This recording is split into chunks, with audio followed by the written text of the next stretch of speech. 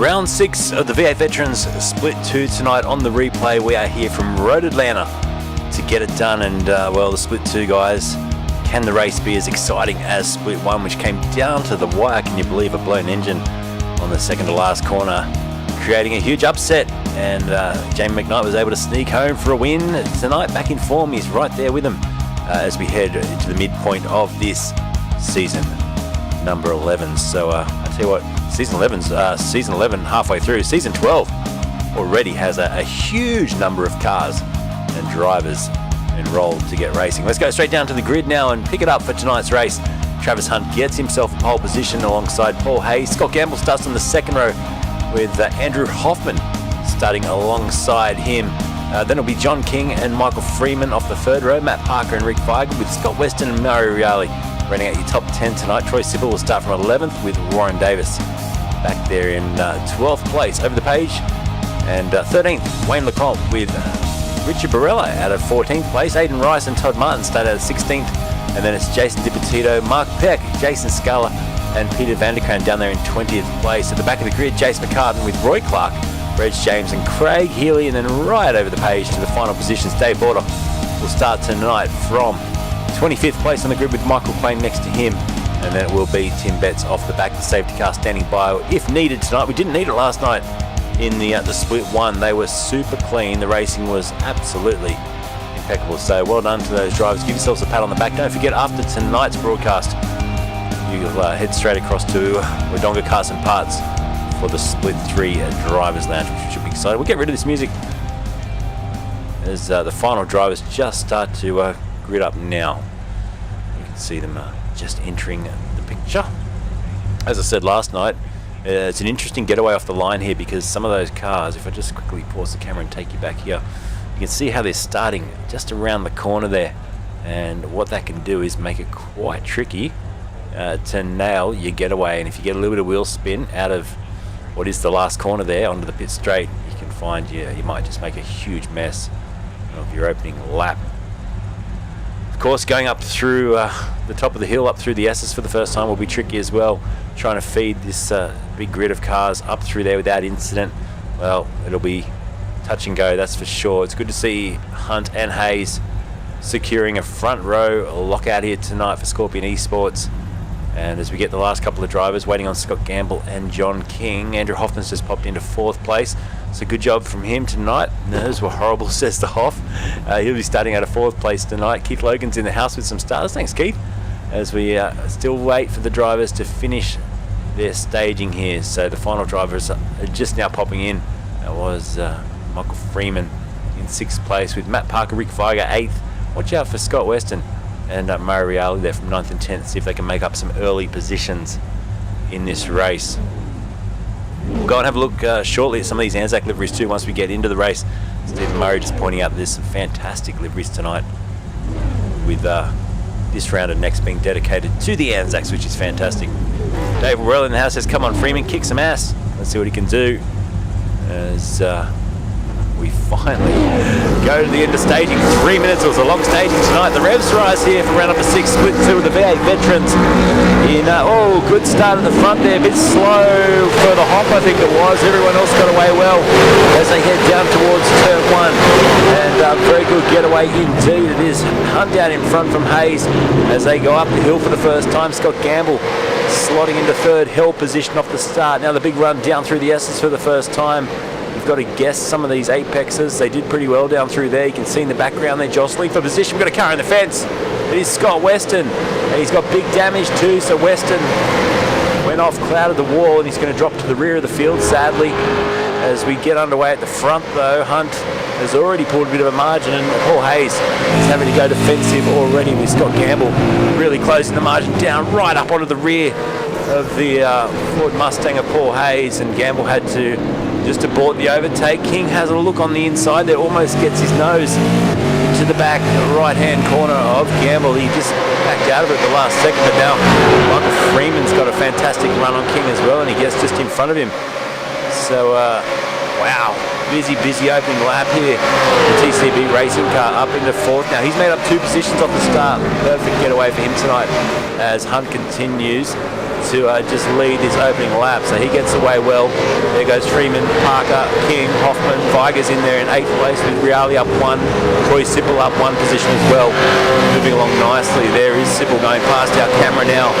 He's in the Pecky Performance Racing Quantum Tin Solutions entries tonight with a fantastic Anzac livery on that car. We'll try and get you some close-ups as the night progresses along. He's got Warren Davis for PRA right in his slipstream as well, and just trying to make a move early on. He's already up 1 position. A lot of that due to the fact we lost Scotty Weston, sadly, who hit the fence. Some sort of neck code contact is the word I'm seeing over in the chat tonight. So as we look back a little bit further, there's Dave Bordock. Eddie with it. 1,000 stars, Eddie. You're out of control. Thank you, my friend. Wow, what a way to start the night.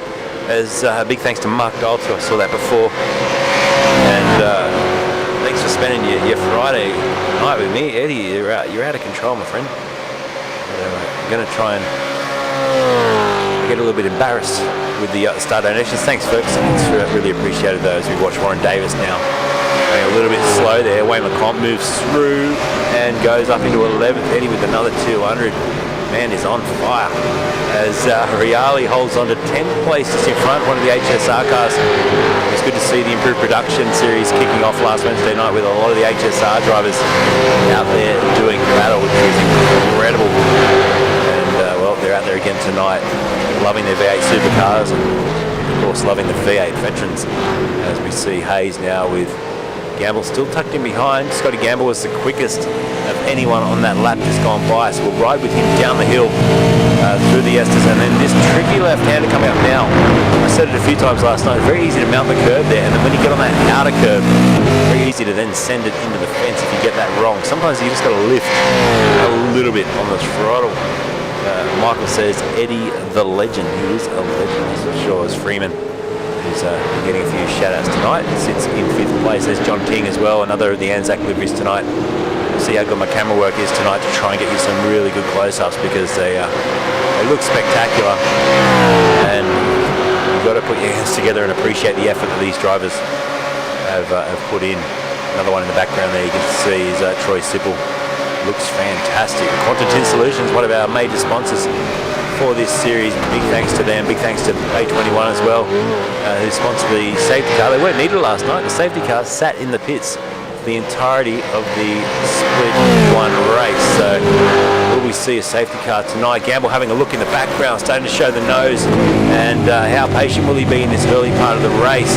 Last night we saw about lap 21, the majority of the pit stops started to occur. Lap 22 was the most anyone got out of a tank of fuel, and I wonder if we're going to see any engines expire like we did last night with the big downshift. Greg Favell, the heartache of leading the race and then having that happen on the final lap, a couple of corners to go. It was not good at all as we look back to Freeman. Behind him, King, still in a good battle here with the Hoff, who dropped 3 positions off the start. So, Andrew, I know he's watching.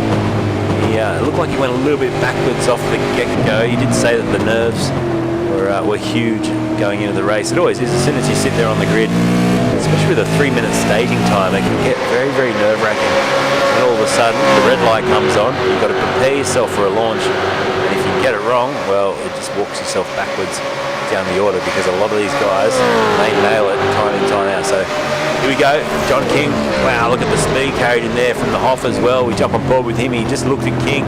King, who went defensive now, will have to get the elbows out over the crest of the hill under the Fox Factory sign, because that's where, well, better performance out of Hoff's car trying to get off the corner, but it was to no avail. Johnny King ended up getting it all back together and going very, very well.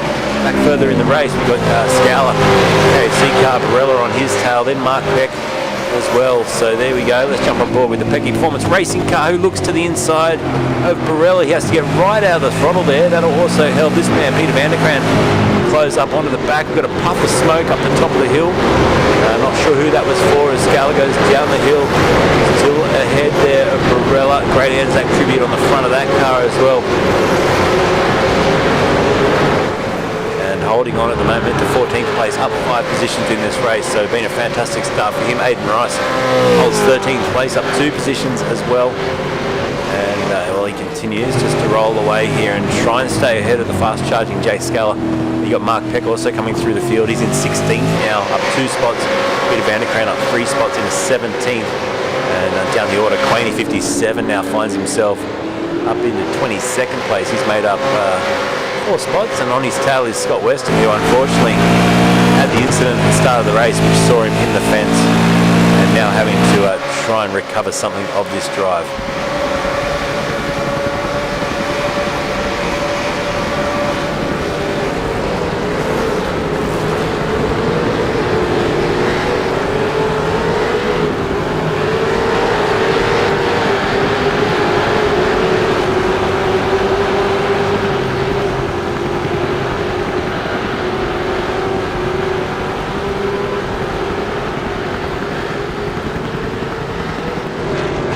So good look there at the top of Scotty Weston's car. The bonnet's missing. Not sure how much that will affect his straight line speed, that damage on the car. It will do a little bit, and he's got to just try and get his head down now and try and get through this first stage of the race, lap 21 or so. He may choose to just come in a little bit earlier, get the damage fixed, and then obviously getting past, I think it's lap 11 or 12 is the critical lap as far as making tonight a 2-stop strategy. So he's just got to work himself for another 6 or so laps before he can go in and get his pit stop done. Here goes Scott Gamble on the overtake straight down and doesn't eventuate. He actually backed out of it, so Hayes did well in hold position, but now Gamble's coming back at him. They're going to run side by side, these two, and oh boy, he almost put a wheel on the grass there, did he? I think he may have. Oh, Hayes, and Gamble does get through into second now, but Hayes went very wide down the hill. He had to get out of the throttle. He gave it the big left-right wobble, and he's dropped back now about 7/10 off the back of Scotty Gamble. So there you go. It's all happening in the front. There is Travis Hunt still leading as they roll down the hill again. You can see Gamble in behind, starting to stretch a margin. Then there's Freeman further back, 5th place. And he's got John King still for company as well.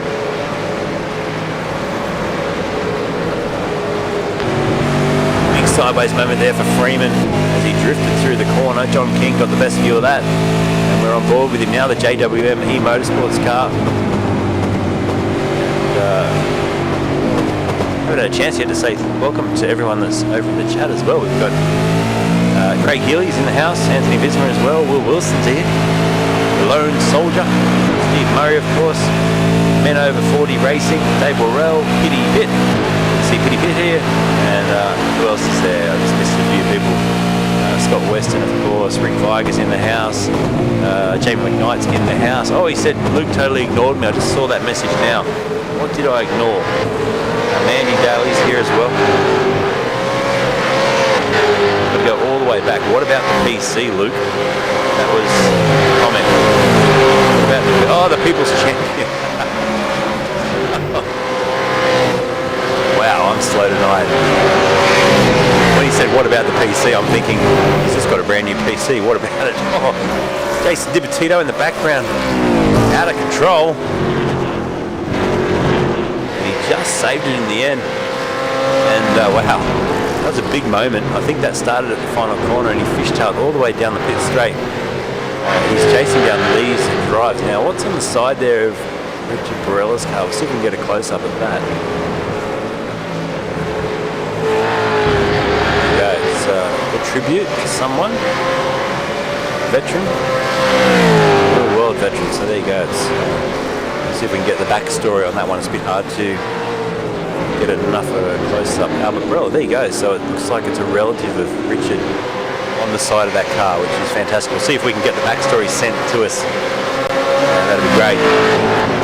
Donga Cars and Parts, by the way, TV.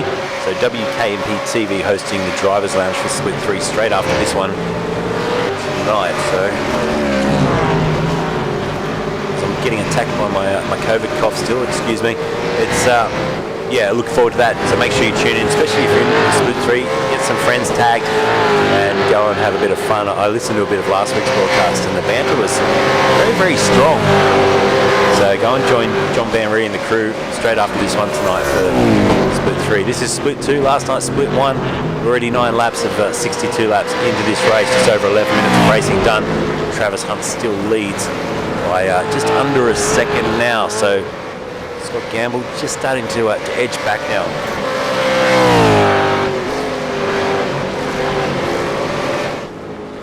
You weren't in Discord. I'm in Discord now. If anyone wants to come and chat to me during the night tonight, go line up in the green room. We'll get some drivers and some people in for a chat.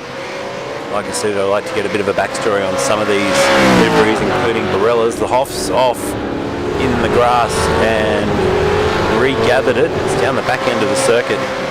He's slow to get going again, and that'll help Aiden Rice scoot through, and also Scala will go through in the KFC car as well. The Century Batteries entry moves himself up into P12, and Warren Davis doing well. He's in 10th now, so he moves inside the top 10. And chasing now Murray Reale, the gap between those two, 1.4 seconds. And we saw a fair field spread last night. In fact, the lead drivers lapped a lot of cars, and tonight it's already 11 seconds first to 10 and 22 seconds is the field spread back to 20th place.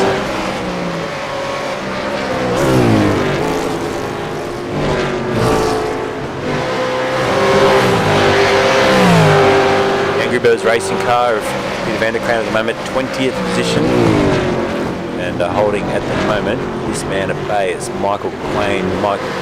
Quainey 57, he goes by, and the Old Mates and Sons entry tonight, looking for a good performance, and down the hill he goes.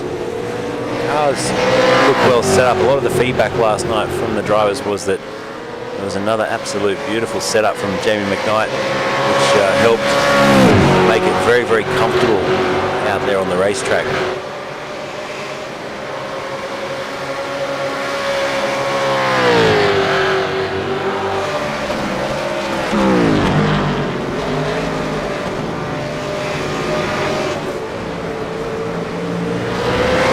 Jamie McKnight bugged out, did he, when I ignored his... I didn't see his comment. He said I totally ignored him, and I think he's gone. We'll try and get him in for a chat at some time tonight. We'll talk again about last night's miraculous victory. It was pretty incredible, wasn't it, in the end? Go Quainey, says Anita as well. She's in the house.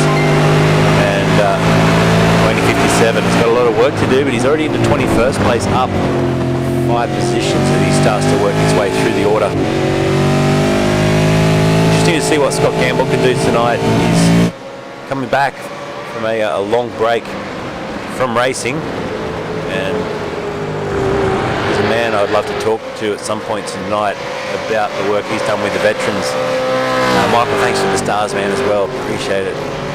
As we are celebrating or remembering, especially over this Anzac weekend, the veterans and all the people that have fought for our country. And I know Scott is the man to talk to, so hopefully he's around tonight. We can get him in for a quick chat. Have a quick look to it. Hayes behind. He's staying in touch, isn't he? The Scorpion eSports car with WCM on the side. He tricked me there with the WCM. Running that camo livery tonight as well. I like that. So lest we forget on the side as well.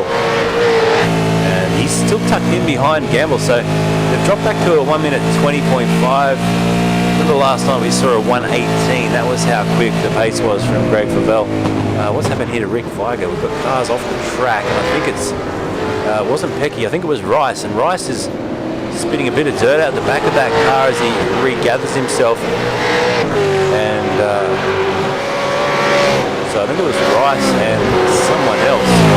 Possibly, was it Rick Viger? No, there's no damage on his car. There's a couple of cars involved in an altercation there as well, and Jason Scala may have been one of them. So how's he going? He's dropped down to 19th. So yes, he was the other car involved. Look at that damage on the front assembly missing off that car. The full bonnet has ejected itself, and it's probably sitting in the grandstand somewhere right now as he heads down the hill with Jace McCartan all over his tail. Hey, I'm loving these liveries for old mate and sons. Don't they look incredible? Nice colours. Sponsorship on order as well.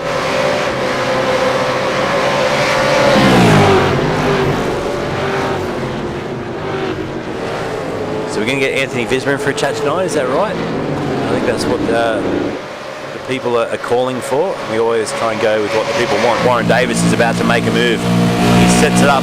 He goes to the outside here. So Troy Sippel went very defensive. He needs to try and then get the switch back up over the crest towards the start-finish line. Here he goes. Not close enough. Very easy to get the car too far to the left there and touch that grass. See a lot of sideways moments coming through this final corner. These guys seem to have it in check though.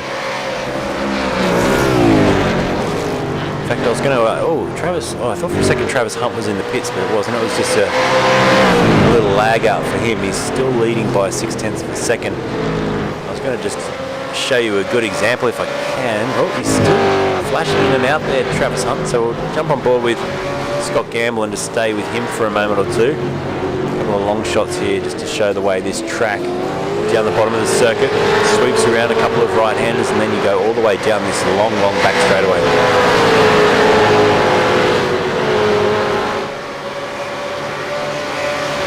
So let's see if I can just work a bit of magic here, because I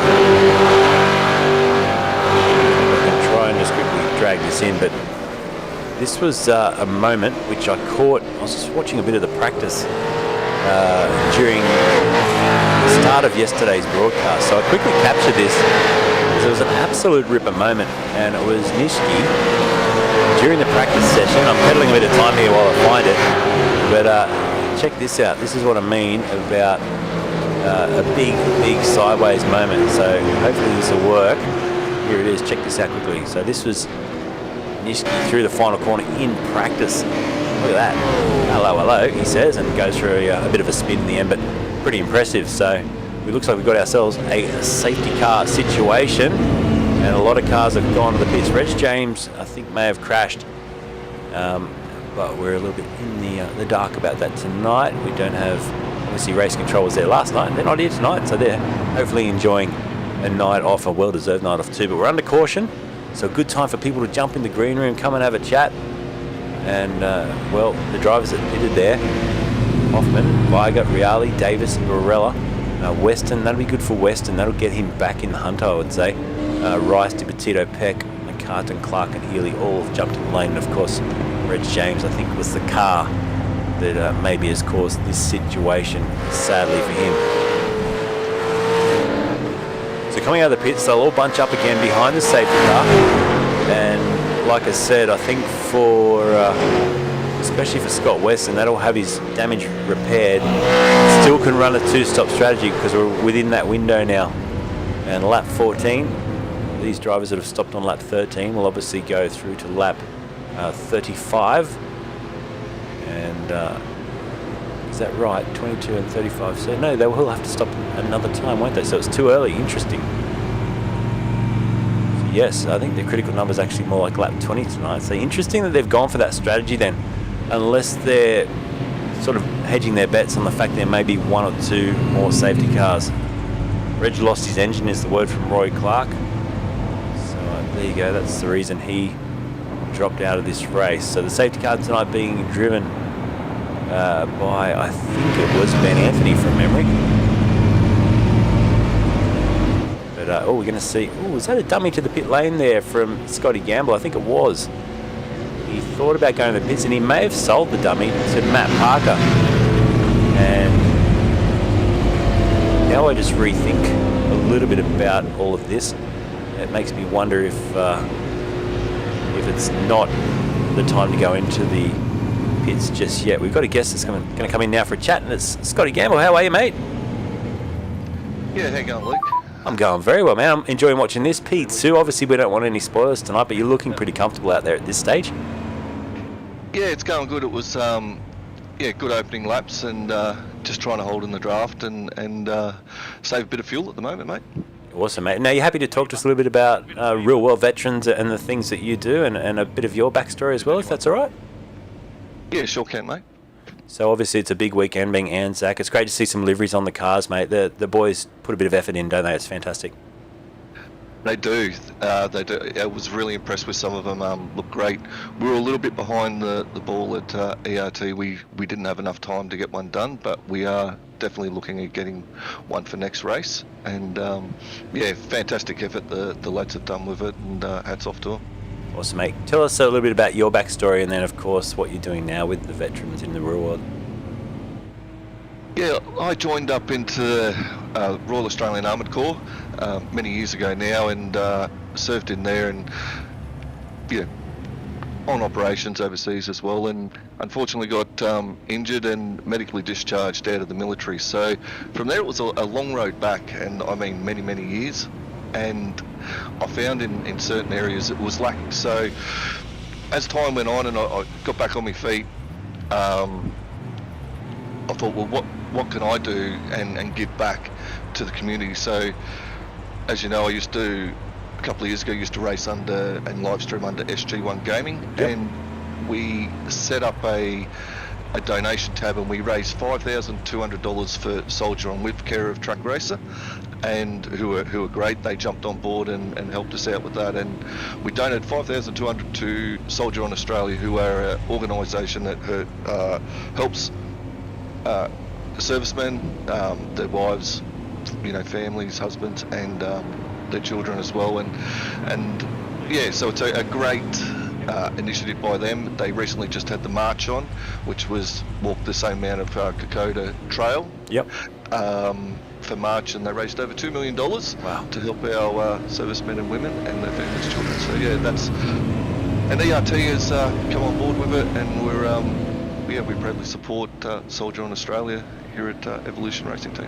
Awesome, mate. And I used to watch you race a lot back in the day. You got me. I always attribute a lot of what I do to you getting me into it, because it was so exciting to watch your point of view racing. That's what I ended up wanting to do when I got the streaming gear and started streaming. Then all of a sudden just fell into this with COVID. But mate, I used to enjoy your commentary and the way you could just drive and still chat, and the message that you did put across as well, because it wasn't just, you were always encouraging, and it was almost like a bit of a, I'm not going to say a men's group, but you're always very supportive of the people that were watching it in the chat.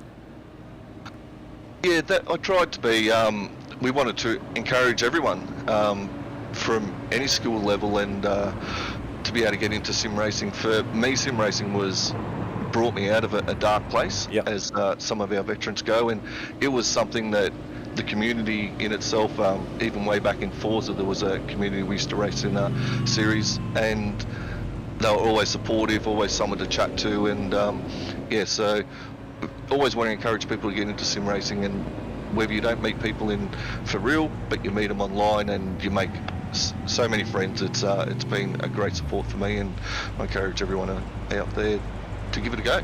Awesome, mate. And listen, there's a couple of comments. Are you going to get back into streaming? Is SG1 Gaming going to come back? Look, when I decided to get out of sim racing, and there was a lot of factors there, you know, mainly family life, and we needed to get in and support the family. I got rid of all my channels, and the reason being, as you know, you get so many messages per week. But we have started up a new channel, and yes, we will get back into streaming. If you want to follow on, it's called The Lone Soldier. You'll find it on YouTube, you'll find it on Facebook, and also Instagram. And we've been doing a couple of short videos that debriefs of our races in Split 3 and Split 2, and we've done some test streams, so you give it a little while once I get back up to speed with it, and we'll get back into streaming, I think, at some stage. Awesome, mate. We're going back to green, so I'll hopefully chat to you a bit later on. I might grab you back in if we get another safety car, or definitely towards the end of the race. But yeah, we're back live and racing now. All right, thank you very much, Lee. Thanks, Scotty. We'll chat to you soon, mate. That was Scott Gamble having a chat live here on RACESTARS TV during this Split 2 race, and he's out there, P2, off the restart here, 0.8 of a second. Great to hear his story, and like I said, and I genuinely mean that with all my heart, that he really encouraged me to do what I do. I used to love just watching his stream, and just I was always taken back by just the way he could just chat. And of course, there's times where he'd get serious and he'd have to put his head down and race hard, but there was so much banter going on, and good friendly banter between the chat and himself, and just get out there and really be a driving force of sim racing and get a lot of people into it. So I'm sure I'm not the only one who can attribute their love of sim racing and also the first person point of view of streaming his sim racing. I think he's done a lot for that community as well. So The Lone Soldier, check it out, and I'm just going to try and get the link and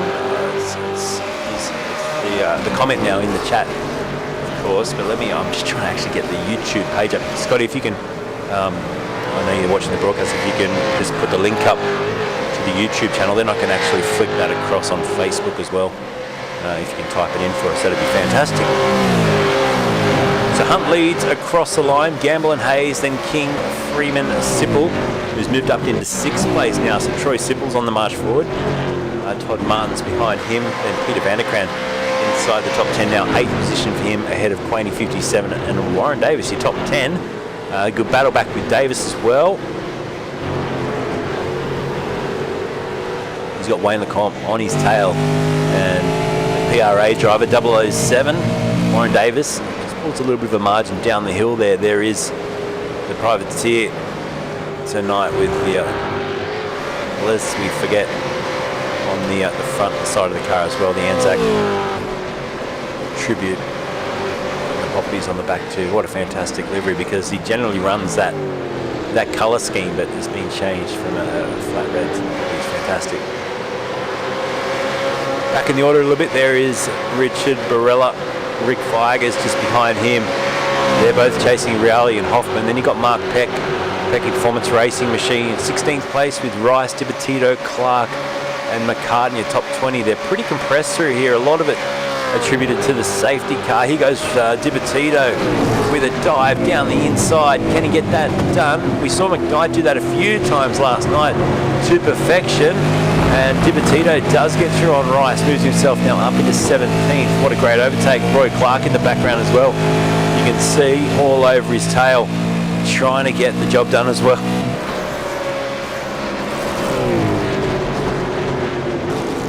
Behind them, McCartan staying in touch. He's got a good view of this battle up the hill.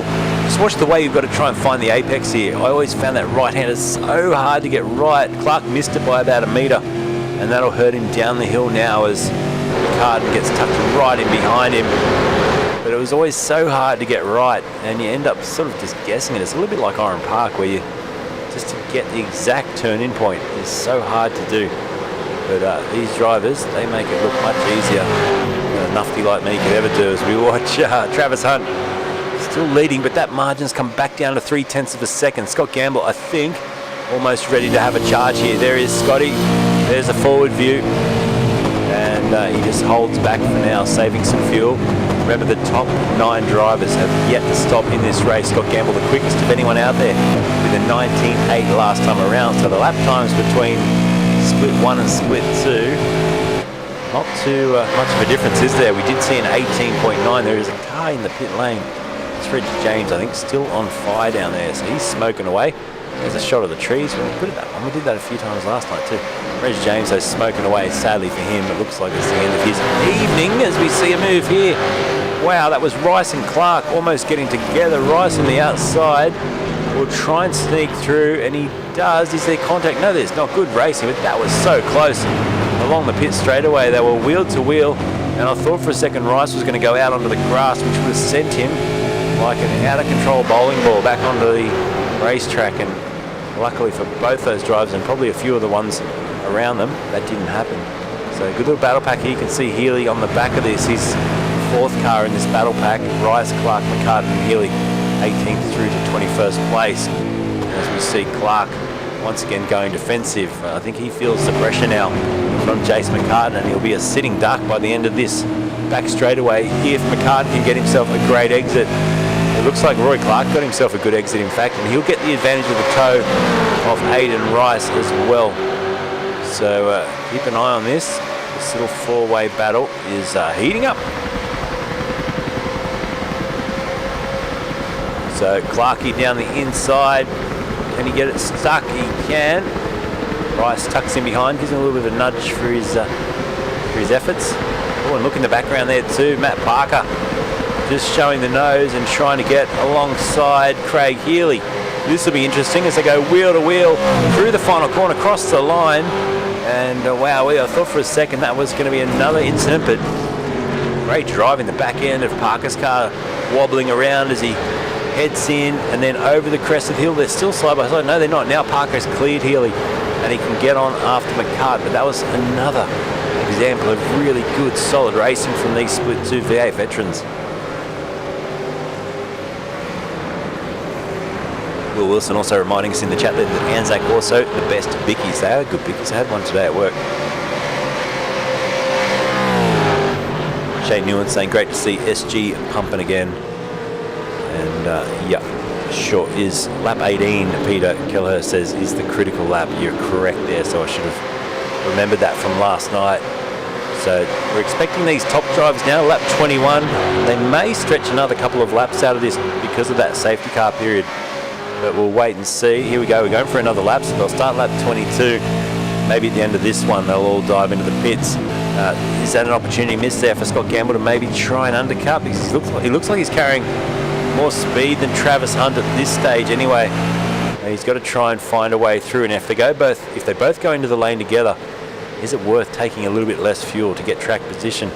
Because even though last night we saw, well, we got 3 wide into the first corner. Hold your breath at this moment. Yep, everything's good. They all came out the other side.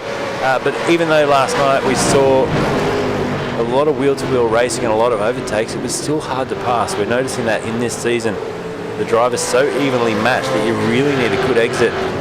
And often the other driver to make a mistake if you're to get yourself through and take a win. Tito, they're holding on to 16th place. Behind them, the battle's still wild as we go forward a little bit with Lecomte. He's got Hoffman just behind him. Michael Freeman with the stars again. Thanks, man. And good to see some comments tonight too. It was a little bit quiet last night in the comments. Great to have you all out there. I think we've already hit 150 comments on YouTube. Okay, I've got the backstory for Richard Barella. This is great. Let's try and get ourselves a close-up though of his car.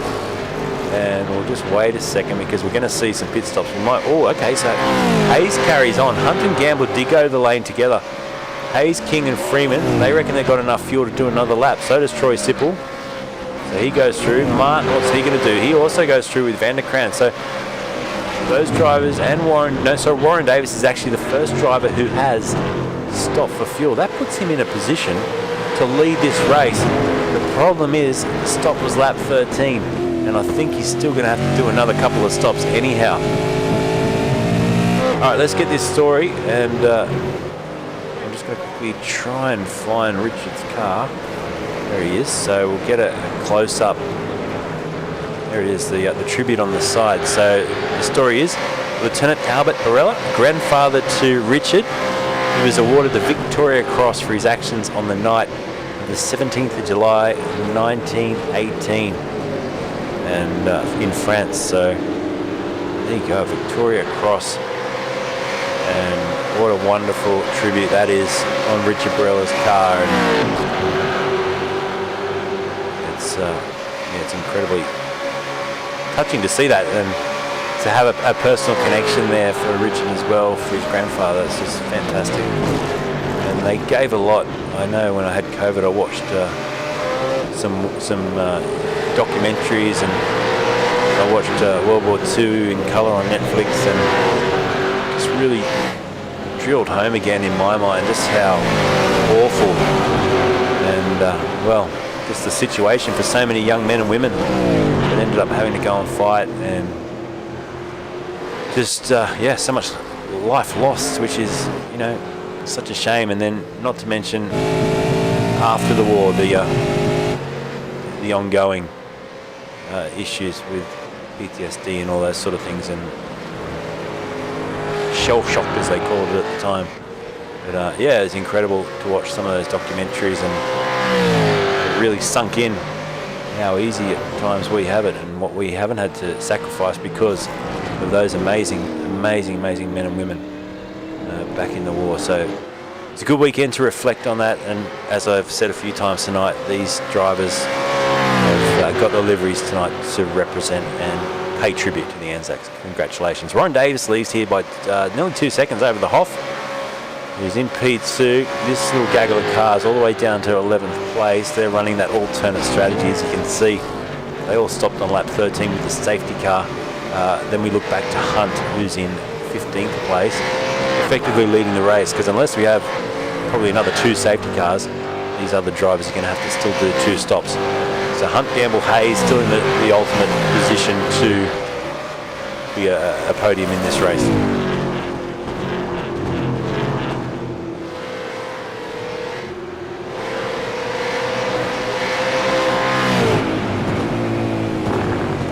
So Craig Healy back in 11th place. There he is. Try and have a look at a few of these drivers that are being spoken about over in on YouTube tonight. But there is Craig Healy for Type N eSports, and I did ask last night, this is the Ben Anthony livery, isn't it? So someone can confirm if it was done by Ben Anthony. I think it was, but man, that's a great job. So not only is he a talented man in putting and working this series, doing all the magic in the background to make this run so smoothly with his team of helpers, but we do give him much thanks. But look at that paint job.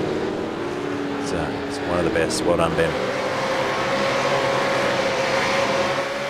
Reale sits in 3rd, Barella just behind him, and then it's Rick Viger and Clark. Roy Clark showing a great amount of form tonight. Good to see 2 of the PRA cars up there in the top 6 as well. Tito just behind him, closing the margin down into this final little dog leg up the hill. Watch this little part here. You crest the hill, you think you can already turn in. You've got to actually let the car walk out to the left, which opens up the final corner. If you don't let it walk out to the left, you end up spewing off into the barrier there, because it's so easy to put a wheel on the grass. So it's a tricky little track, this one. There's this moment at the top of the hill, which I spoke about before, where you basically guess the right-hand apex, and it's probably easier from that angle than it is in the driver's seat. Then down the hill again, you're constantly working the throttle or getting out of the throttle, getting that front end to turn, and through here as well, easily to get up on the curb like that and go out to the fence. He says, not done by me, but I'll take credit if you want to give it. Oh dear, I'm sure someone last night said it was a Ben Anthony livery. Right, who did it there, Ben? I've got to give credit where credit's due, because it's a fantastic looking car. Pitty Pitt says, one of my favourite tracks. And it is a cool racetrack. Tricky in a V8 Supercar. I've done a few races around here in Formula cars, and I think the Daytona prototype as well. I love it. In the sort of the LMP cars around here, it's pretty crazy. I'm a high grip kind of driver. I need a lot of grip to stay on the track. Aidan Rice, 9th place behind Mark Beck here. So Knight Rider Designs, there you go. Fantastic design by them, well done.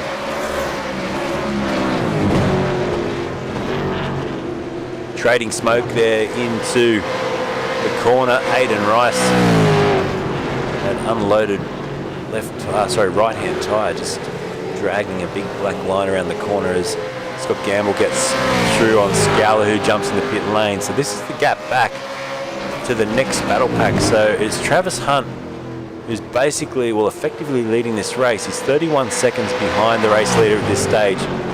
Just confirming with that pit strategy, you can see from 14th down, they're on that alternate strategy. Everyone at the top fueled up, and they'll take what will be at least one long pit stop and then one splash and dash, I think, towards the end of the race. I try and crunch the numbers, and the longest we've seen a car go was lap 23. So really they only extended by maybe 2 laps due to the safety car. So you'd need to have probably 2 equally distant safety cars in this race for those drivers that stopped early to make it just another a two-stopper, so one extra stop. Might be in a bit of trouble. Someone who's made up good gains tonight, this man Dave Baldock, up 12 spots into 13th, currently on the back of Matty Parker.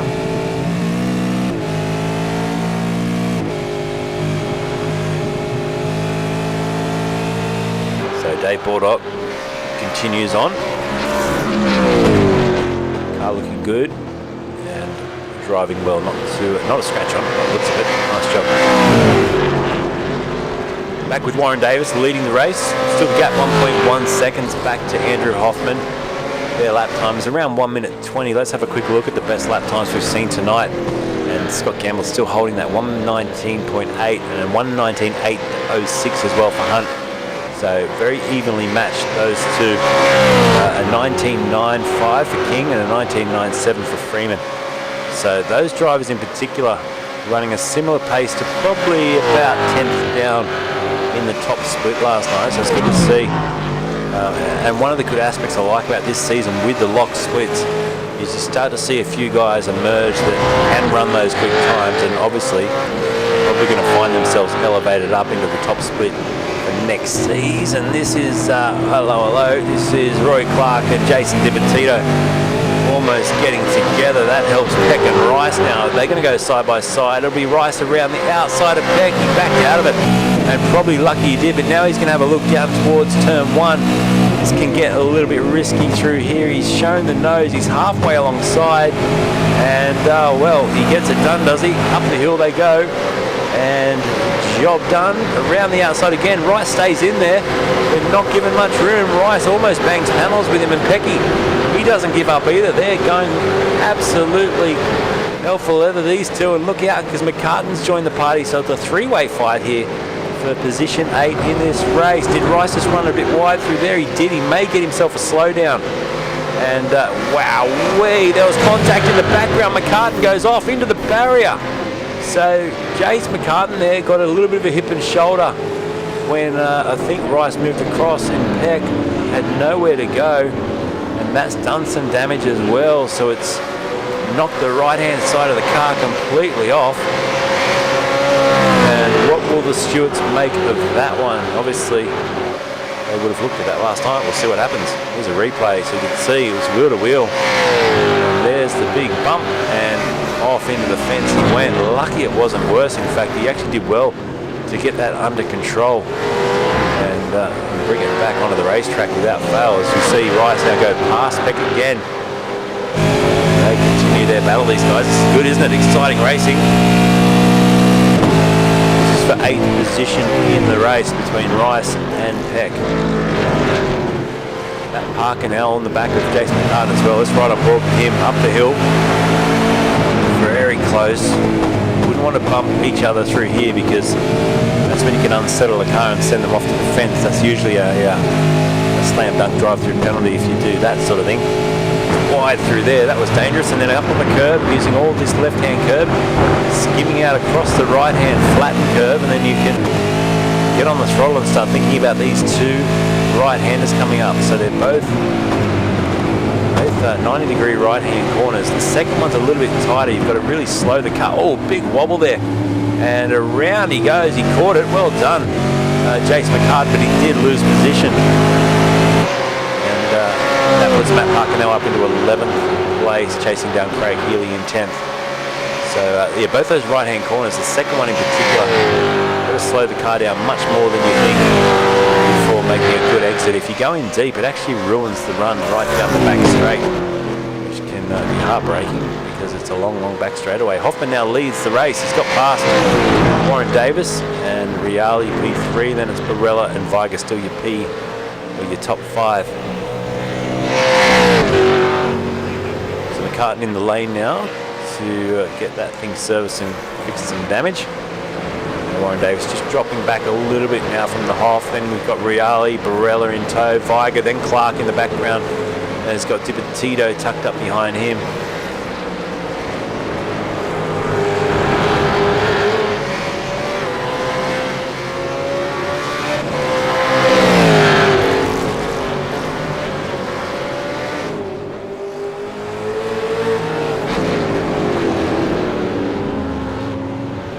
Spin there for Tito. He's gone around, gathered it up, but that would have lost him a lot of time in a couple of places too, because Peck will go through, I think, as well. So yeah, he loses the spot there to Rice and Peck as Rick Viger goes down the inside on Richard Barella and says thank you very much.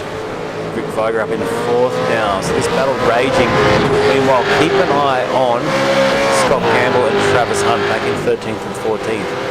They've got that margin now down to, well, still around 29 seconds.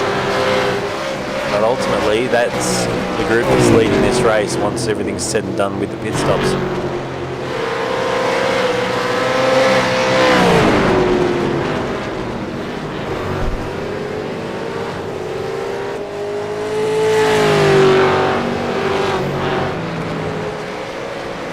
Graham Ellis in the house. Hello, Graham, and hello, Jacob Neasley as well. Welcome. I was neglecting to have a look at the Facebook chat for a second there, but I've just had a quick look now. So welcome, guys. Hope you're doing well, enjoying your Friday night, and enjoying a bit of this V8 Veteran Split 2 race as well. Split 3 will be straight after this on the WKMP TV YouTube channel, so make sure you head over there and give them a subscribe as well.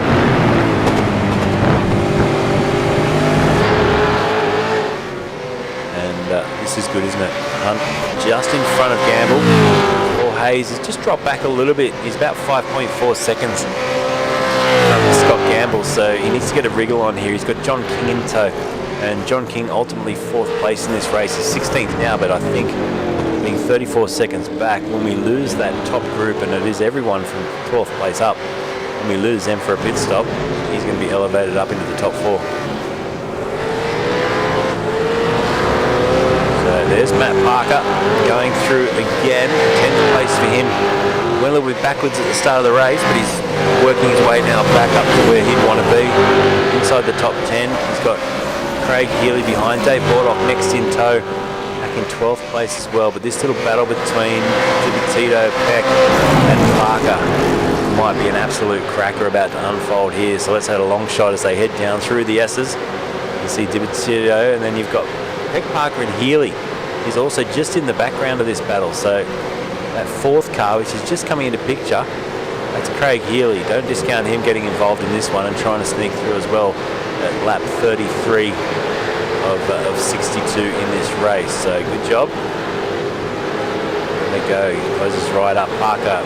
Oh, a bit sideways. Oh, he has a look too down the inside.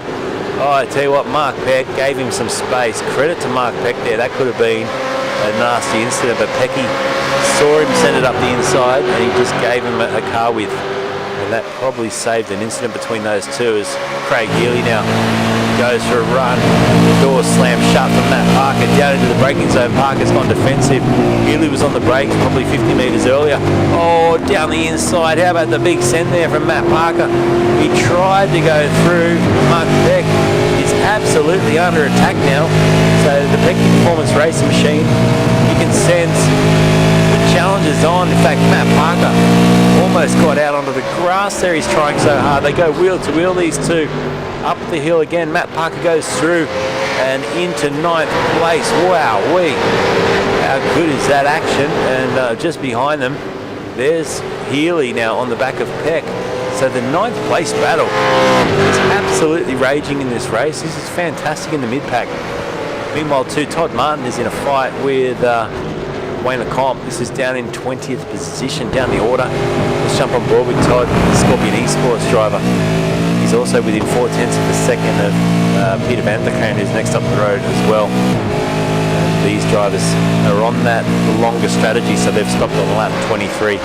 They'll only need to stop once more in about, well, around lap 44 probably. See how they go. Barella and Reali trade positions in 4th place now as well. That puts Richard Barella up into 4th, Reali back to 5th. Good job.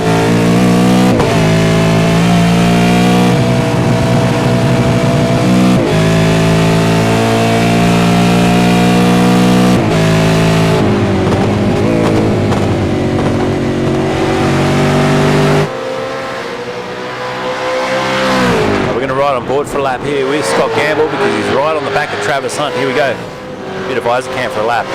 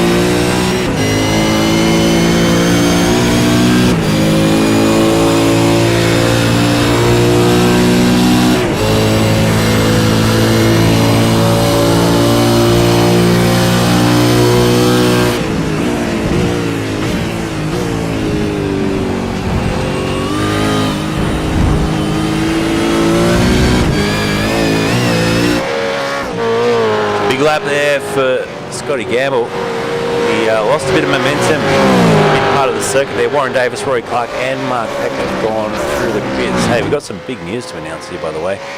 I didn't have my mic muted and I think I almost said wow out loud. I've just been sent a message saying that Greg Favell has joined Taipan eSports effective immediately. So you heard it here first. I'll once again repeat the news.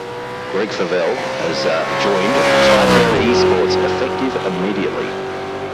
There you go. So, oh wow. So, and Jason Spriggs as well. So a couple of drivers joining over to Taipan. And Greg Favell, that's a big one because he has been right up there, winning races and challenging the best of them. So the stable for Taipan continues to grow. As we watch Andrew Hoffman here into the lane for his second stop, and it will be a 3-stop strategy for him as well. Rick Feig is also going in, so lap 36 seems to be the lap that these drivers that stopped lap 14 need to come in and make their service. Rice will go in as well. So this will give us more of an indication on the actual driver that's leading this race. Now, what have we got? 25 laps to go. So it's going to take a hell of a lot of fuel saving for those drivers in the pits now to not have to do another splash towards the end. So Hunt crosses the line, Gamble goes through P2, and now we've got a 2-horse race at the front with quite a gap back, 6.7 seconds.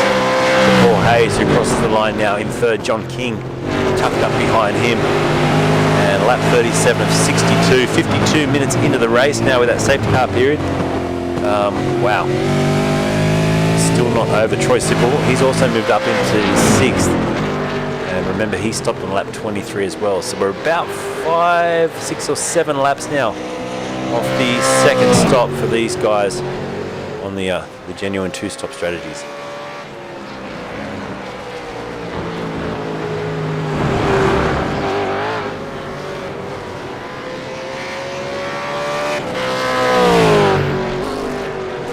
So there we go. In the order a little bit, Roy Clark. He stopped for his second stop. He'll need a splash at the end. He's chasing down Richard Barella here. A tribute to Albert, or Lieutenant Albert Barella on the side. Chat going on between drivers as Todd Martin is close to McCartan. We're looking at Clark closing right up now onto the back of Barella. And the margin at the front, I'm just keeping an eye on the telemetry. About 0.5 of a second between Hunt and Gamble. Keep an eye on that because Gamble has just knocked out another 19.9. So he is turning the wick up. In P2, the Logitech G Evolution Racing Team car is on fire. Oh, sideways, Barella. He stopped in the middle of the track. Too awkward position for him. Everyone's had to scramble left or right. And now he gets running again. I'm not sure if he got together there with, was it Roy? But he's got it back in the right direction without too much damage being done. So number 58, WKMD car, having quite a moment there. It's Pete Vanderkran and Wayne McComb close together in 12th and 13th. Todd Martin goes to the inside. Was it of McCartan? That was close. Todd Martin goes through. McCartan now challenges back at him and says, I'll have a go down the hill. And wow,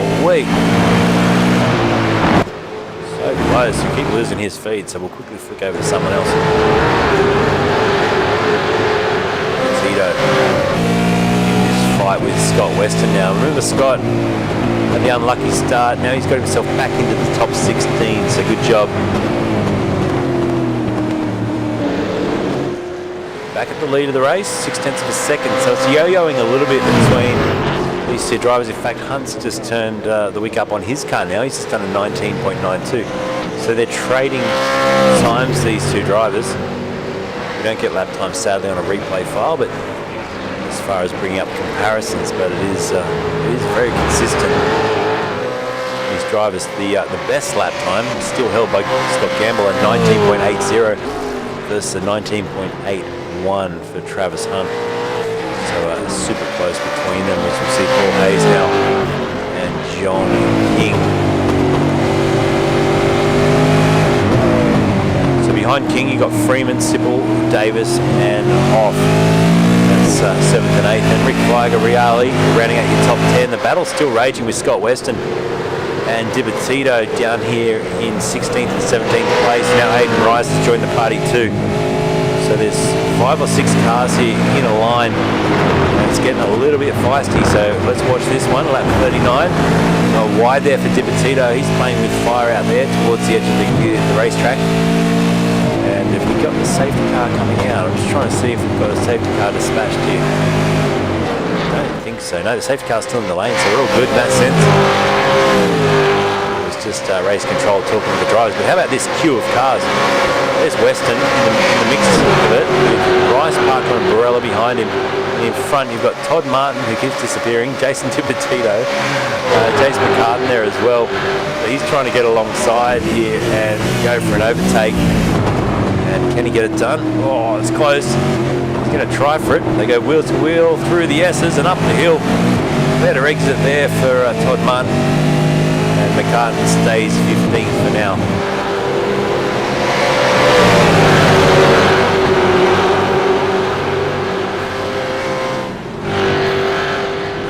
Oh, big crash, huge crash at the first corner. Who was that?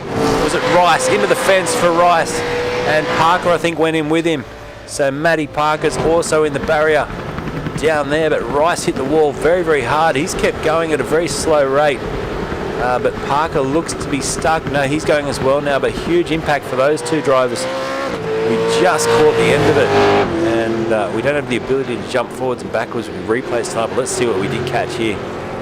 In the split screen replay. There it was. So in the distance we just saw the cloud of smoke, and then we pick it up as into the fence. Aiden Rice, that was a big hit. And there's Matt Parker spun around as well. So they've obviously got together down there at turn 1. We've seen Neil Yates, hello mate. Thank you for the stars.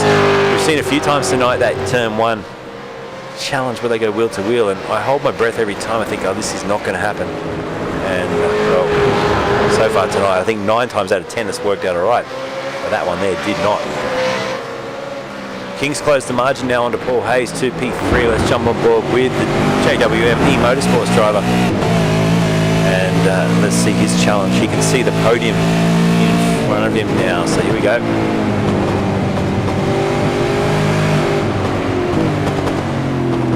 So if you get a good exit out of here, the bottom of the circuit. Now get a good run down the back straightaway. I'll tell you what, I haven't seen a car on the onboard make a better exit than the car in front throughout both races. Last night, the driver leading generally has been able to make a better exit.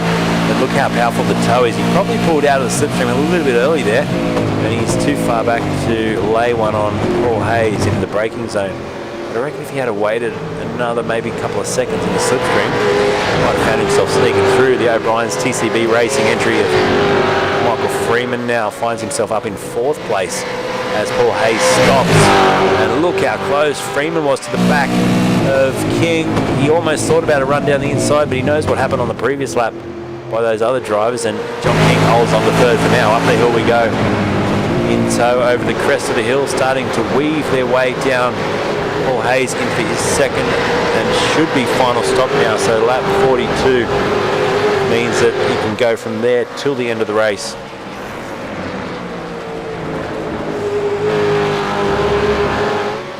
You want to see the Peter van der Kraan and a comp battle? Here it is. 12th place. They're fighting well, these two. Just gone past Hazy in the pit lane as well. We're looking back to Peter's Angry Birds Racing entry. And Wayne on the comp not too far behind us, tucked in. And they're battling here with 20 to go. Freeman and King now trade positions. Michael Freeman is looking fast. He's done a 19.9 fastest lap time. And King has also done a 19.9. So both these drivers in the 19s. As King will go back down the inside. No, he doesn't. He pulls out of the attack and finds himself now back in 4th place. Gamble and Hunter in the pits, and so is... Oh, he dummied to the pit lane there. Freeman. He stays out. So here we go. The leaders in the pits for their 2nd and final stop as well. That'll put Michael Freeman into the lead of the race. John King goes through into 2nd. Troy Sippel goes through into 3rd place now. These drivers will need to stop on the next lap, I presume, but the... Performance Racing Quantum Tint Solutions Ford Mustang of Troy Sippel now in a podium position pending a pit stop. So Scott Weston's got the bonnet repinned on the car, looking good. Got the fast repair ticked. He's now chasing down McCartan and Dibattito. Let's just see where Gamble comes back out compared to these guys. I want to try and feed into a position. Going to feed out right alongside, just in front of van der Kraan. So that was probably lucky that he wasn't stuck behind that battle for what is 10th and 11th place now with Wayne LeComp as well, because that would have cost him a lot of time. And where did Paul Hayes go in all that? He's ended up way down in 18th place. I wonder why he lost so much time in that pit stop. Maybe you can give us a... he's watching, and give us a little update on that one. But the other driver, Travis Hunt, has also had some sort of issue here. He's now just leaving the pits. So Travis Hunt's stop was a 1 minute and 6 second pit stop, which I presume sounds like he maybe got a pit lane speeding infringement. And that may have just cost him the race, because he's come out a full and remember, he was neck and neck with Scott Campbell. He's come out a full 41 seconds behind Scott Campbell, who's effectively leading this race once all the pit stops are said and done. So here we go. Freeman leads the TCB racing car by about 8.3 seconds too, so good margin. John King's in the pits as well now.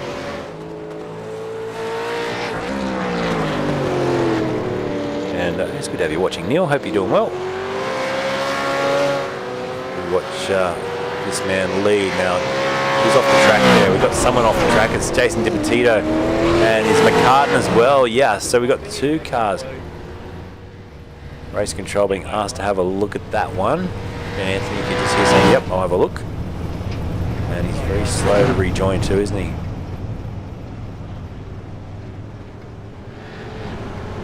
McCartan running 19th now, as he has to wait a long time to rejoin the track, and comes back in behind Dave Baldock, who's 18th. Freeman now stops from the lead of the race. Troy Sippel will also come into the pits, no doubt. We should see all these drivers that stopped on lap 23 in. That will put Warren Davis back in the lead of the race.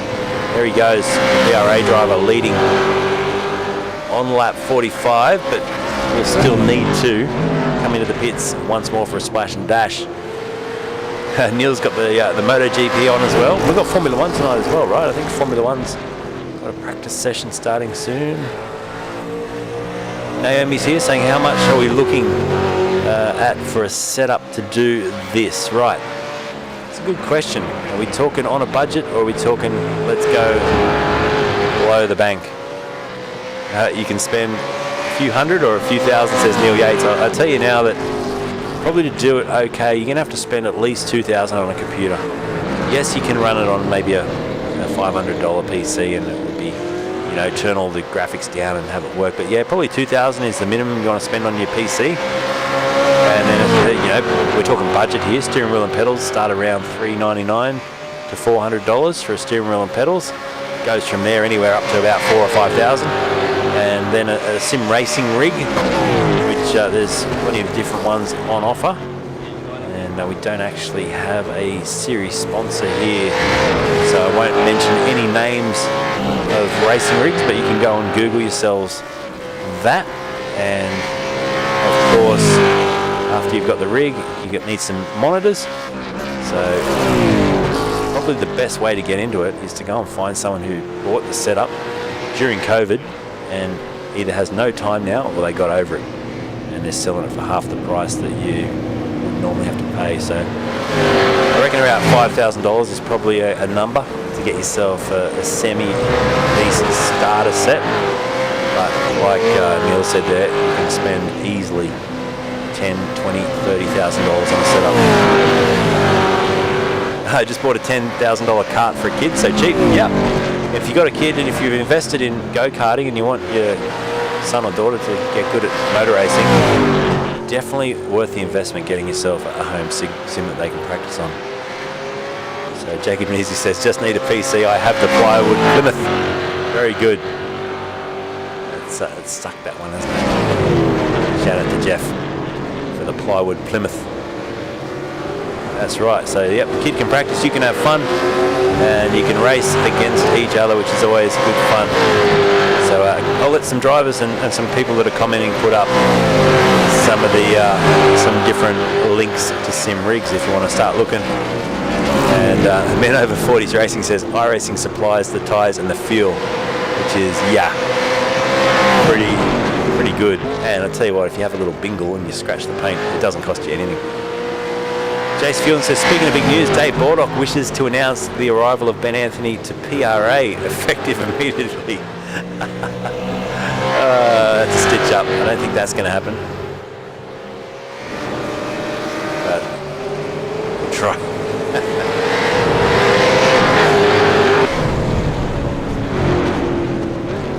So Clarkey off the track, top of the hill, Reale goes through.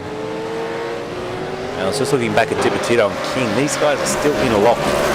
8th place in these V8 Supercars battling away. You can just see there's another car off the track. That's Michael Quain, 2057, just rejoining up the road. That was very close to impact. And now he's gone off again. He's gone down the escape route there, Quainey, just to stay, I think, out of everyone's way. And he rejoins in 23rd place. So that was a little bit nerve-wracking for a second. As we see Hunt and Healy go wheel to wheel again into the braking zone for turn 1. How many times have we seen that tonight? Pretty damn exciting. One safety car we've had tonight. Very, very good. Last night we didn't need the safety car in the top split. So clean was the racing. This is good, isn't it? So Healy in tow, trying to get himself up another position. The car wobbles around as he gets up on the curb again and loses about 2 or 3 car lengths in doing so to Travis Hunt. Remember, Travis Hunt was basically in for a win tonight, but he's had that huge pit stop on lap 42. It was 1 minute 34 transit time, 1 minute and 6 seconds stationary. Compare that to the man he was racing against, Scott Gamble. He was stationary for 26 seconds. Now he sits in P2, effectively leading this race, because if you look at the pit strategy, you'll see that the top driver, Warren Davis, won't be able to make it home. He's got, what, just on 14, 15 laps to go. That would put him at a 27 lap stint. There's no way you're going to get that out of a tank of fuel here tonight. Jokin's in the house. Hello, Jokin. welcome aboard, mate. He says, g'day, chat. Nice to have you here. Dave Worrell says, iRacing definitely cheaper than real world. I'll sell my house now. Good to have you guys watching tonight. It's been great banter, and yeah, it's always worth asking the questions, Naomi, and there's plenty here that will help you out if you do want to get started in the sim racing world. And you can add extra things like button boxes and gear shift levers, and I know a couple of guys that race Speedway that actually have set up Speedway chassis like midgets or 410 sprint car chassis, put the sim in there and they race circles all day around the ovals. They absolutely love it. And yep, 10k would be cheaper than karting and no limit to track time, says Christian Smart. And that is a true story. You can get on there any time of the day or night. And it's a good social thing too. I mean, I remember doing an official race when I first started iRacing. I was racing against Rubens Barrichello, who had been my idol since obviously Ed Senna passed away, and I then started following Rubens, who was a good friend of Senna, and he became my number one for many, many years. And all of a sudden, here I am in an iRacing Skip Barber race, and Rubens Barrichello was racing, and I thought, no, it can't be him. Anyway, so as he overtook me for about the 10th time, I said, "Is that you, Rubens?" on the voice chat, and he just replied, "Yeah, it's me." And it was his voice and everything, and I was like, "Wow, isn't that cool?" Because the names on the drivers has to be the name on the credit card, and it was Rubens Barrichello, which is fantastic. And of course, a lot of drivers have come across international races that just have a bit of fun, get out there and spend some time on iRacing. And we've seen the V8 Supercar drivers do their E-Series, and quite often you see Van Gisbergen and others hosting sessions just to have a bit of fun. So it's pretty incredible. It's one of those things, you know, it's not like you can go down the local cricket nets and have someone like Brett Lee rock up and bowl at you. That doesn't happen every day, but in iRacing you just never know who's going to be out there in a race with you. As Gamble now retakes the lead of the race, 10.9 seconds. Here's the deficit back to the Hoff. The Hoff has done the 3-stop strategy to run in P2, so that's interesting, isn't it? Because we'll quickly confirm this, because he stopped on lap 13, so he was one of the drivers that came in at that early safety car. Same with Warren Davis. So those drivers have made the 3-stopper work, and they're actually here inside the top 5. So good job. Rick Liger also did the 3-stopper. He's down there in 8th place. So I'm keen to see how that ends up, because I thought they'd be gone for all money. Mike with the 99 stars, thanks buddy. And Neil Yates says, stick to karting. I race OTK with the Rotex. Get a Logitech to start with.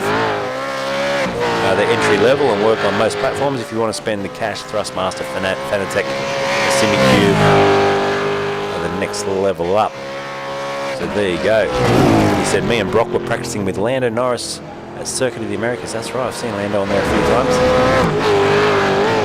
It is very cool, isn't it? Right, back to the action, because we're getting inside what is 11.5 laps to go now. I think Scott Gamble looks like he's got this pretty comfortable by the looks of things. He's got this race by the scruff of the neck, and he's heading around now 11.2 seconds clear of Andrew Hoffman. Paul Hayes sits in 3rd place. There's Warren Davis behind him. PRA. Then you got Freeman, King, Troy Sipple.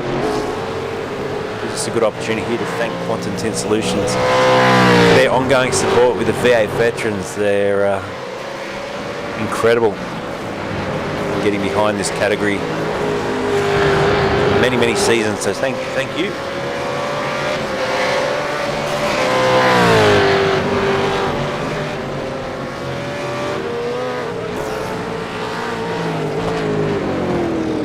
Go-karts. I always wanted either a shifter kart or one of those 250cc rocket ships that I remember watching them at Oran Park back in the day. I think they were quicker than the V8 Supercars. I think they still hold a quicker lap record than a V8 Supercar around Wakefield Park as well, and a few other tracks. I used to watch these, you know, you'd see this little go-kart whizzing down the straight with all the air I wanted as well, but those supercarts are incredible. So if anyone wants to give me one of those, I'd happily put it in the garage. Sybil here, 7th place, just ahead of Rick Weiger. The gap between those two, about 3 or 4 car lengths. 4 tenths of a second as Jason McCartan's gone off the track and into the pit lane. And we're just starting to get a picture now with 10 to go of who's going to finish where if it stays at this sort of speed and order. It's the top 2 are running those lap times which I spoke of earlier, and there it is, a 19.800 and a 19.829 for the top 2. That's really good speed from the Hoff. He's improved leaps and bounds. You look back further, a 19.9 for Freeman and a 19.9 for King as well. And down in 11th place, Travis, who's had that bad luck tonight, a 19.806. So he's actually got the second fastest lap of the race, but finds himself just outside the top 10 because of that little incident in the pit stop. I'd love to know what went wrong.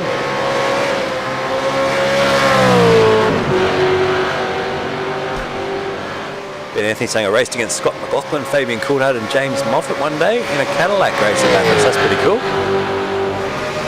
Eddie Pitts said I've seen Max Verstappen on iRacing. Yeah, I've seen him in a session as well. I didn't join the session, but I saw him in a session. So you can always click on the little helmet tab and see who's in there, have a little bit of a lurk. Jacob Neasley said I had a crack at a sprint car one time. I had to check my undies afterwards. It's are we talking sim racing or in a real world sprint car? Because I've got a couple of mates. So I work with a guy that races a wingless sprint car. And wow, I tell you what, you got to have, am I allowed to say big kahunas? Is that the right word? You got to have a big set of trousers to race a wingless sprint car. They're crazy, absolutely crazy. Trav TV's in the house as well, Smed in the pit lane, so there you go.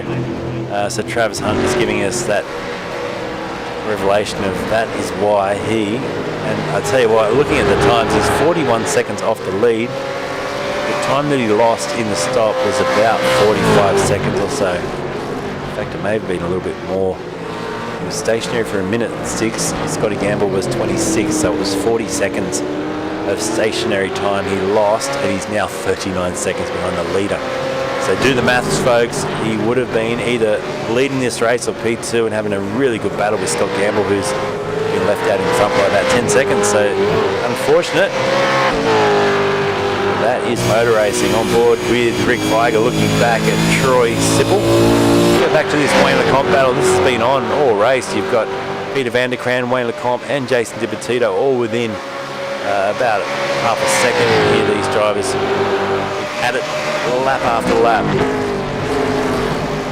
And down the inside, it's a big move there for DiBattista. Can he make that stick? Now he's on the outside. He's got to get good traction up the hill and then stay on the throttle across the crest. He does. Great overtake.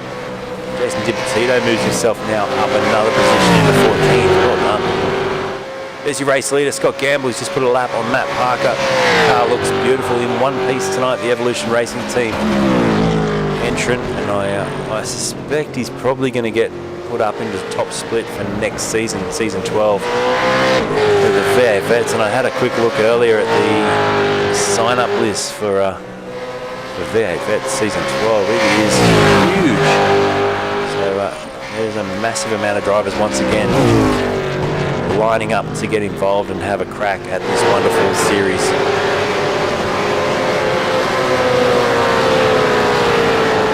So Scotty leads over 10 seconds down the hill he goes. Freeman still in behind Warren Davis, the battle for fourth. He's made some good gains tonight. In fact, both PRA drivers, Warren Davis up 8 spots into fourth and Roy Clark up 13 spots into the top 9. So they've both made really good gains tonight. There is Clarkie.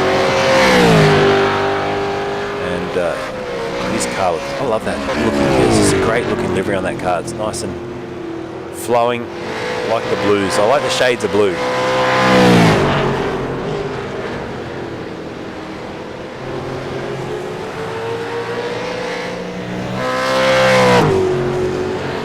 So down the hill, Roy Clark, 9th place, up 13. Troy Sippel's in front, he's made up 3. Craig Healy's another driver that's just been chipping away tonight, up 12 spots into 12th. He's got a fair margin, 6 seconds to try and catch Riali.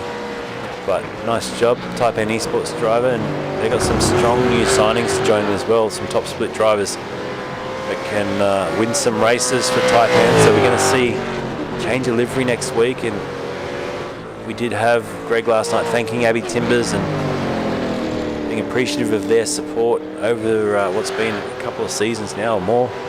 But next week we'll see him in some different colours for the first time. So there you go. Don't forget too, we've got the Wodonga Cars and Parts hosting Split 3. That kicks off straight after this one tonight.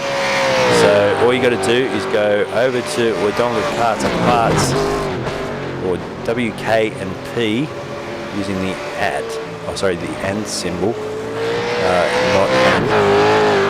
If you head over there, it looks a bit like this. There it is. There's their YouTube channel. And if you click on that, obviously hit subscribe, which I haven't on this channel, but I've got on my other one. I'll do it now just so it doesn't look bad. I should have subscribed earlier. There we go. So now he's got 85 subscribers. And then, of course, in these video section here, you're going to see the next broadcast go live just towards the end of this one. So go over to WKMP TV and get set for the Split 3 race in about 6 or 7 laps time after the interviews. So Craig Healy riding along nicely. There was a real sprint car Jacob had to go in. Yeah, well that's mate, that's impressive, because I've watched those guys climb in and girls climb in and have a crack, and I reckon I'd be too scared, especially when you get 10 or 12 of them together in close quarters. It is incredible. So we count down, 5 to go. This man dominant tonight since Travis got that speeding infringement. Andrew Hoffman's impressed as well for Pecky Performance Racing. His gap back to Paul Hayes about 1.7 seconds. Should be able to maintain that to the end of the race, but the Pecky Performance car in the special Anzac livery really running well tonight. Dennis Hazy, E3. Man who competed in the Sydney to Hobart earlier in the year, now out here again tonight, putting in a great performance. I still wait for the pink car, and then it's different. But how good does it look in the camo tonight for their Anzac livery tribute? And then we've got Warren Davis, the PRA, still edging out Freeman here, but Michael Freeman's within 0.4 of a second. This could be a late lunge coming up here from Michael to get fourth and try and just squeeze a few more points out. Remember, we are at the mid part of season 11, so this is the 6th race. Travis Hunt has been doing really well, and we'll be able to bring you up to date on the scores at the end of this round as well, just to let you know where everything stands at the halfway point. It has been a season though that's seen Travis Hunt, Paul Hayes, very consistent at the top, and I tell you what, John King and Rick Viger, they've been there as well. Warren Davis has scored consistent points as Freeman knocks the little witches hats out of the way there. And then you've also seen Rick Viger up there. I think I said that. Freeman, Sybil's been consistently in the top 10. Healy's been consistently in the top 10. So is Weston and Rice. So plenty of drivers that week in, week out score really good points, and they're in for a hunt for this Split 2 championship. And I like the way this season it is dedicated to each split. So we're going to have a Split 1 champion, we're going to have a Split 2 champion and a Split 3 champion, unlike last season where they could migrate between the different splits, and really it was just an overall championship. So this, having the 3 minor championships, is incredible. Of course, the winner of Split 1 will be crowned the season 11 V8 Vets champion in 6 weeks' time.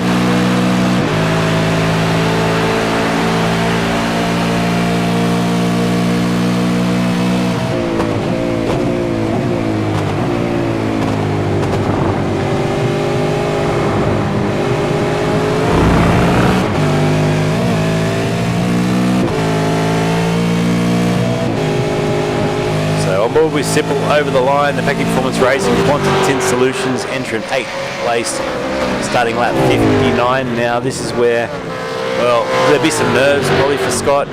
He's got a decent lead here, but as we saw in the Split 1 race with the blown engine in the last big braking zone, well, anything can happen.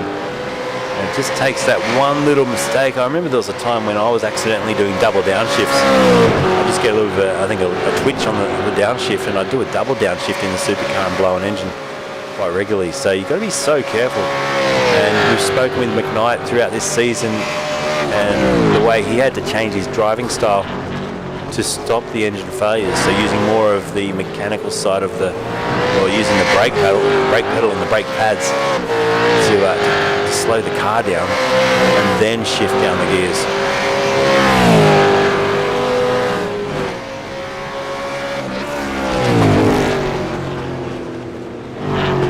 Righto, so Gamble in control, 60th lap underway. We're an hour and 24 minutes into the race. And I'll tell you what, the concentration that is needed to race for that length, I think official races are around 35 to 40 minutes. I know we watched a bit of the Dev Series race the other night. That was similar, around 35 minutes of racing. When you start talking an hour and a half, that's when it really takes the next level of driving ability, because one, you've got to just get out there and concentrate for that length of time. There's no time to really relax at a circuit like this one. Maybe down the back straight, but it's never really straight. You're always kinking and watching other cars. Look at the back end there of Hunt wag around as he gets on the throttle. But then you've got to try and do your calculations on the fly for fuel. You've got 2 pit stops tonight. You've got to make sure you tick the fast repair. If you've got damage that needs repairing, you've got to make sure you don't speed in the pit lane, Travis. And otherwise it costs you possibly a 1 or a second finish in a race. He's now 10th place. Maybe he's going to get Roy Clark as well. And here we go. This is getting very close now between Clark and Hunt. It's been, we need the Jaws music again tonight. And here he goes. So Roy Clark, I think, about to feel Trav TV, Travis Hunt pressure into the braking zone down here at the end of this back straightaway. The 32 looming in the background. He moves across. Clark goes defensive, and now he's down towards the braking zone. And oh, dearie me, Roy Clark's out of shape, and he's off the circuit. Hunt's gone off as well. I don't think they made contact. No, they come back on. Clark's in front, and they have to start all over again. So Travis goes back in behind. There was a big send, wasn't it, into the braking zone. Both drivers ended up on the grass. Travis flirting with disaster there out on the grass as well. Down the pit straight, and you can see the scar down the left-hand side of the car. So I've got a feeling it's not over between these two with a couple of laps to go. Rick Feig is just in front of this battle too. He's with Sipple, so this is a good little battle. And then behind them, I reckon Hunt's going to have another go down here. Let's just jump back on board with him. Is he going to wait for the back straight, or is he going to try and do this earlier? Probably better off just tucking behind now. Oh, Clark locks a tyre. We've got the white flag last lap of the race for Gamble. He's got 1 circuit to go to win this one. And Travis Hunt exits the corner. Barella's off on the grass, sadly, for that car tonight. It looks like its race could be run and done. And here we go again. Is this take 2? Travis Hunt. This time he gets the inside line and he runs down towards the braking zone. And what's going to happen here? Clark turns in. There's not a lot of space between them. And job done. Now up over the crest of the hill they go. And it is Clark just in front onto the pit straightaway. Travis sends it down the inside. Do they make some contact? No, they don't. Good racing. Good, hard, clean racing between these two. And Roy Clark holding his own here against the driver that's got the second fastest lap of the race. Good to watch. Good racing.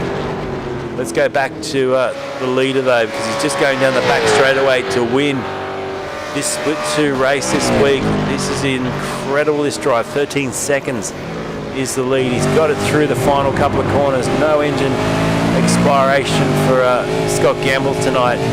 It's just been a masterclass. He's got a car slow on the final apex, but he crosses the line to take the win, and Richard Barella will just roll across the line as well. In the background, the Hoff comes around. Andrew Hoffman, he's going to take second place, and a well-deserved P2. He made that 3-stop strategy work. Look at Paul Hayes to the line. Nothing in between those two. and Paul Hayes ends up third. What a great run to the line between those two drivers. Warren Davis of PRA gets fourth place tonight ahead of Freeman. King crosses the line in sixth. Then it's Rick Weiger crossing the line. Sipple gets eighth. Roy Clark will get ninth. And he edges out Travis Hunt. Where are they? They're just coming down to the final corner now. These two have been at it all race, and they're going to cross the line. There goes Clark. There goes Hunt. And job done. Race over. What a win, though, for Scotty Gamble. Got it done tonight, and that is a victory here in the V8 Vets. Here's the race results up on the screen now. And it was a win to Scott Gamble by 12 seconds in the end over Andrew Hoffman. Paul Hayes got third. That's your podium. We'll talk to them shortly. And then as we look down the order, it was Davis, Freeman, King, Weiger, Sipple and Clark there with Travis Hunt in top 10. Riali, Healy, Dibatito, Van der Kraan, and then it was Lacroix, Rice, Baldock and Weston, your top 18, 19th place in the order tonight went to Pecky with Quaney 57 in 20th, and it was Scala, Barella, Martin, Parker, McCartan and James right down there in 26th place to round out the position. Let's go across to the broadcast booth now and talk to our top three drivers tonight. Congratulations on the win. A fantastic drive, Scotty Gamble. Well done. Yeah, thank you, Luke. It was good fun, a good race, and yeah, enjoyed it. Probably a bit sad not to have Trav fighting with you. Obviously, that speeding in the pit lane penalty has cost him dearly tonight. Yeah, it was. It was a real shame. I was looking forward to that last stint, that last 20 laps, and fighting it out. And yeah, it was a little bit disappointing, and I do feel for him. But you know, that's racing, I guess. That's it, man. But I know you love a good battle too. So in the end, it was about a 12-second margin over Andrew Hoffman, who got himself P2 tonight. Andrew, welcome to the broadcast booth, mate. Congratulations. You made that 3-stop strategy work. Well done. Yeah, cheers. A lot of fuel saving. Yeah, that third stop I short filled just to sort of make up a bit of time, and then I had the crew chief yelling in my ear, you got to save more, you got to save more, and I had Paul tracking me down. But yeah, very, very happy with second. Yeah, well, I rode off the 3-stop strategy, guys, so I feel a bit embarrassed now. I thought there's no way you're going to make it up towards the top 5, but yourself and also Warren Davis, he did as well by the looks of things, so good job. But Paul, well done for P3. Yeah, thanks, Luke. And just talk us through your race, mate, because you were right on the back of Andrew at the end there as well. Yeah, well, our race was the first 14, 15 laps before that safety car was Trav, myself, and Scotty. We were having a great battle, and it was all very close, and we're having a great time. And the safety car came at the top of the hill at the start of pit lane, and so we went past the car that had the collision, and the safety car was called as Scott, Trav and myself had gone past pit lane, and they called a safety car, so that we couldn't stop. Even if we wanted, we couldn't stop. And then the next lap round, Scotty feigned to do a pit strategy. So I says, we got a poker player, and his last name's Gamble, so as a poker player, Gamble. So we're having quite a laugh on the game at the time. But Andrew Hoffy luckily had someone hit him off the track, or he had an incident off the start line where he went back to like 10th or 12th position, I think. Is that right, Hoffy? Yeah, after the pit stop I went back to 14th. Yeah, so Hoffy, I heard Hoffy calling out to Ben Davlock in an incident earlier in the race that sent you back a little bit, I think.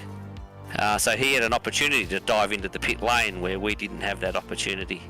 So we were all talking, going, oh, geez, I wonder if we needed to pit there or not with the 3 laps of safety car. And yeah, as it was, Scotty pitted with Trav a lap before me, and there was a collision that I had to slow down for to weave through all the cars wiping out, and I lost about 5 seconds in that, and Scott managed to undercut me and get, I was about 4 seconds behind him, and he ended up being 14 seconds behind after the pit stop, that final pit stop, and that's where Hoffy got through in front of me, so I was actually reeling him in quite quickly at the end. So it was good fun.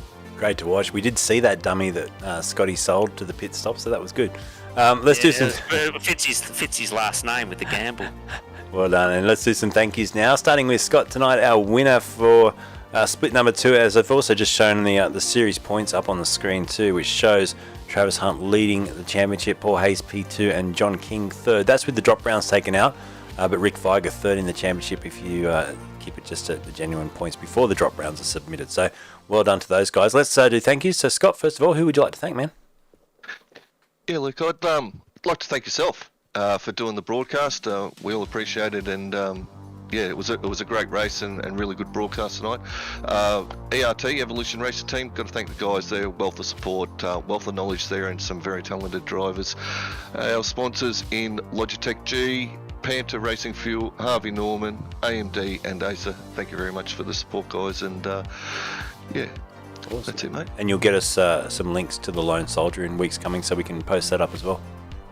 Absolutely, mate. I'll make sure I get them across to you. Excellent. All right, P2, Andrew Hoffman, who would you like to thank, mate? Yeah, Quantum Tin Solutions, yourself, Taipan for broadcasting while you're sort of in a bit of limbo. Yep.